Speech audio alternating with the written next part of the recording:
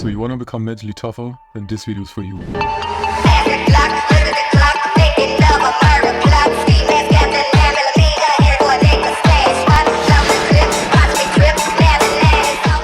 So my grandpa's dying right now. It's the first thing that I'm experiencing a loss in my family, and he doesn't remember who I am because he got Alzheimer's disease. He basically gave up on life. He's not eating anymore, and it's pretty sad to see.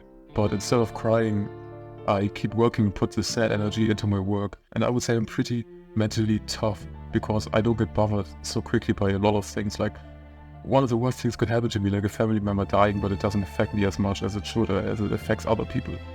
So you finally get motivated, you finally try out your first workout. You do the first 3 minutes and you feel amazing, it feels good, it feels easy, but then the pain starts to kick in. Muscles get sore, you run out of breath, and you stop. You feel embarrassed because you didn't use your full potential and you could have went another 20 minutes easily. But you never learn how to be mentally tough.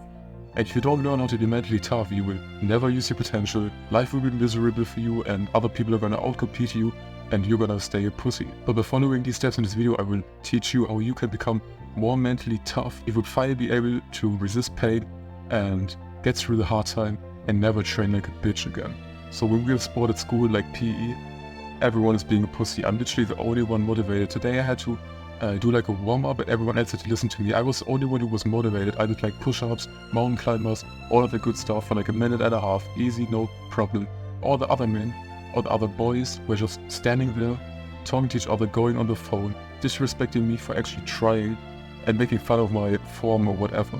So let's start with the first thing that you have to do to become mentally tougher, and that is control. You have to realize that you can't control everything in life, but you can always control how you react to a certain situation. If a bad thing happens to you, it might not be your fault, but you can choose how you react to that situation. If you're gonna be a bitch about it, if you're gonna cry, if you're gonna move on, if you're gonna analyze it, if you're gonna try to learn from it, that's up on you. You decide how you react to the situation. And the situation which you can't control, you should put zero of your attention. You can't change it anyway, so don't think about it. I can't change the fact that my grandpa is dying right now, so I don't think about it. But I can control how I react to the situation, so I give all of my attention 100% to how we react to that situation. And everyone experiences pain, the loss of someone, anxiety, stress, but some people can cope with it better than you, and that's why they outcompete you, because the stress tolerance is higher and the level of like pain and giving up is higher.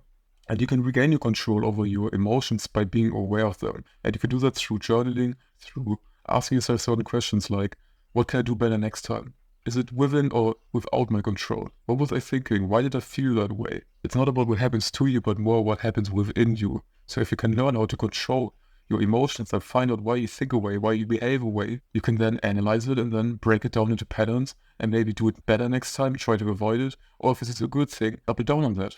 And there's a free template which you can journal on, link in the description, and there's also a free one-on-one call, first link in the description. Sign up so we can talk about self-improvement, and you can talk to me directly one-on-one completely for free. Now let's talk about commitment. It's another opponent of getting mentally tougher. Commitment is basically the ability to set goals and to stick to a goal, because I set goals in many times in my life, like losing weight 5 years ago, and I actually only lost weight about 2 years ago, so I was basically procrastinating. It didn't take action. It didn't stick into a goal for 3 years. Of course, I got to like on a crash diet, and I tried it off for like 3 days when I didn't eat candy or whatever. But after 3 days, I always got back to my old habits. So ask yourself, how likely are you to stick to a certain goal that you set yourself, like a task, homework, a workout, losing weight, a diet, or working 8 hours a day, reading a certain habit? And for me, it wasn't very likely a few years ago, but now I do everything that I want to do and I stick to it no matter what, no matter how hard I feel, no matter what I feel. I didn't feel like recording this video, I'm still doing it because I stick to my goal. So build a habit of doing what you say you will do.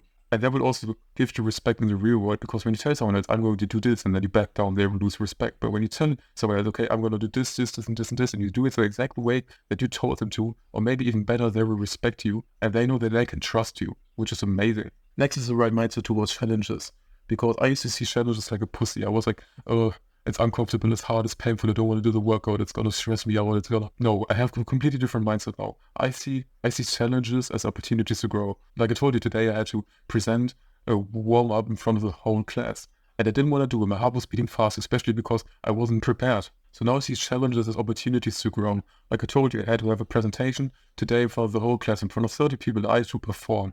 And I was super anxious, of course, which is quite normal, but I overcame that fear and I saw not the negative part of that presentation, of the anxiety and the pain. I saw the positive part of opportunities to grow, of when I go through this now, it would be easier next time, and I would grow, my social skills will improve, my anxiety in front of other people will be less, and I will actually do something good for myself because I'm doing sport, I'm doing a workout, I'm doing something hard. So always have this in mind. Don't see challenges as obstacles, but as opportunities to grow. And we all know this, hard times make you stronger, because when you go through hard times, when you go through a hard challenge, you build resistance, you build mental toughness, and that is what you want. Okay, the next thing on the list is confidence. I know everyone talks about confidence, but confidence is basically just the self-belief and the belief in your abilities. So you have to believe that you're worth something. You have to believe that you can actually do something. And when you set a goal and a task and stick to it, you have to believe that you can achieve it. That is confidence. It's not about like walking around confidently.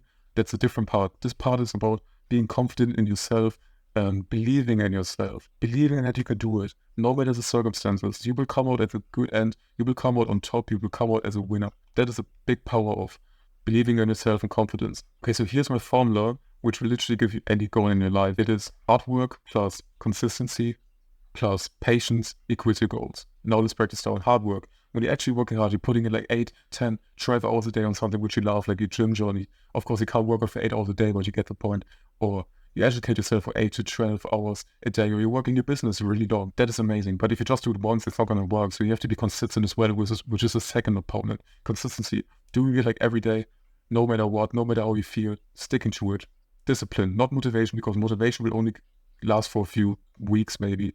So discipline, sticking to it for a long time. And then the last thing is, when you have hard work and when you have consistency, you just have to be patient, because most people, like including me, they just want fast results. They want fast results. I want my channel to grow fast. I want to get to 300,000 subscribers within a year.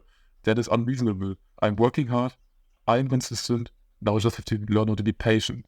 And when I learn how to be patient and do the hard work and consistency long enough, I will get my goal. And that is the dream formula. And now these things are all good to build mental toughness, but it doesn't actually give you any benefits if you don't take action in your life and if you don't step outside of your comfort zone. Because there's a huge amount of growth when you step outside of your comfort zone. You push yourself farther, you see actual true potential, and you see the limits at which you can go at. Now you might have excuses in your mind, like if I go outside of my comfort zone and I do a harder workout, maybe I will end up hurting myself. Maybe I will overwork myself when I work on my business. Maybe I will burn out. Okay, good. Again, that is a positive thing, because then you know your true limit. Like, you know some signs which show you, okay, I'm about to burn out, I'm about to hurt myself. When you push yourself so far out of your edge, so far out of your comfort zone, there is huge growth, because you are doing things which you could have never imagined doing.